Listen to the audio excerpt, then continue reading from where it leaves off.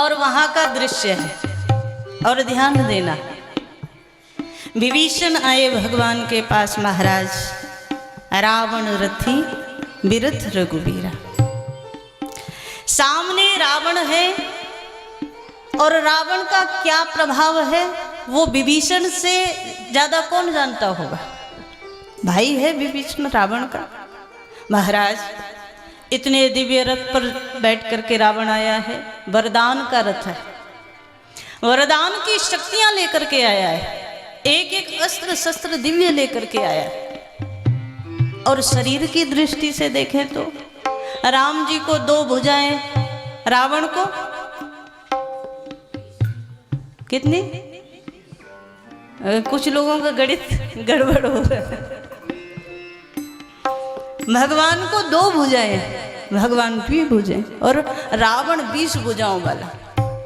राम जी को 1 सिर और रावण को।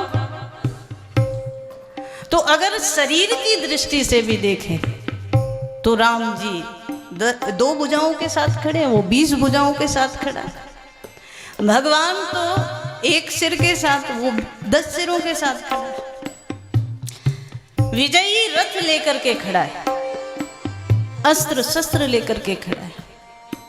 शंकर जी का खड्ग लेकर के, वरदानी खड्ग लेकर के खड़ा है। तो विभीषण ने जब देखा रावण रथी विरथ रघुवीरा, एक और तो सामने जो शत्रु है वो इतना भयंकर है, उसके पास दिव्यास्त्र है, उसके पास दिव्य रथ है, उसका शरीर की शक्ति भी वो त्रैलोक विजेता है। ब्रह्म सृष्टि जहां लगी तन उधारी, 10 मुख वशवर्ती नर नारी। जहां तक ब्रह्मा जी की सृष्टि थी सब पर उसने अधिकार कर लिया, इतना बड़ा विजेता है रावण। और एक और भगवान श्री राम, रथ तो छोड़ो, जिनके चरणों में पहनने के लिए चरण पादुका नहीं है, जो नंगे पैर खड़े हैं युद्ध की भूमि में। तो विभीषण ने एक बार रावण को देखा, एक बार राम जी को देखा। कहाँ रावण कहाँ राम जी, कैसे विजय होगी? अच्छा, युद्ध प्रारंभ होता उससे पहले ही विभीषण आए। महाराज मुझे समझ नहीं आ रहा आप रावण से कैसे जीतेंगे, जीत भी पाएंगे कि नहीं। लेकिन एक बात जरूर है, तुलनात्मक दृष्टि से अगर देखोगे तो यही स्थिति वहां बनी द्वापर में। वहां दोनों सेनाओं के मध्य में रथ खड़ा है, सब प्रहार करने के लिए तैयार खड़े हैं। कब युद्ध प्रारंभ हो जाए कुछ पता नहीं। और दोनों सेनाओं के मध्य में जब अर्जुन पहुंच गए तो अर्जुन कहते हैं, महाराज ये सब मेरे मामा, चाचा, ताऊ, गुरुजी, पितामह सब मेरे ही अपने खड़े हैं, कैसे युद्ध करूं?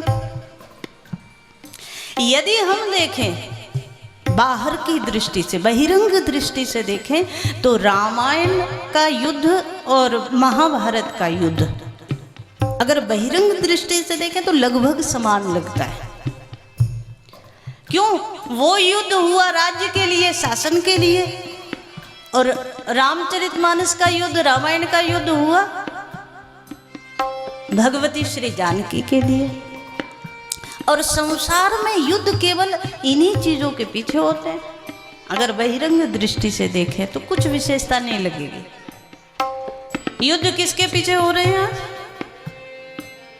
या तो भूमि के पीछे, संपत्ति के पीछे, या तो महाराज परिवारों के पीछे, कोई विवाद हो गया, स्त्री के पीछे, संपत्ति के पीछे, यही कारण युद्ध के।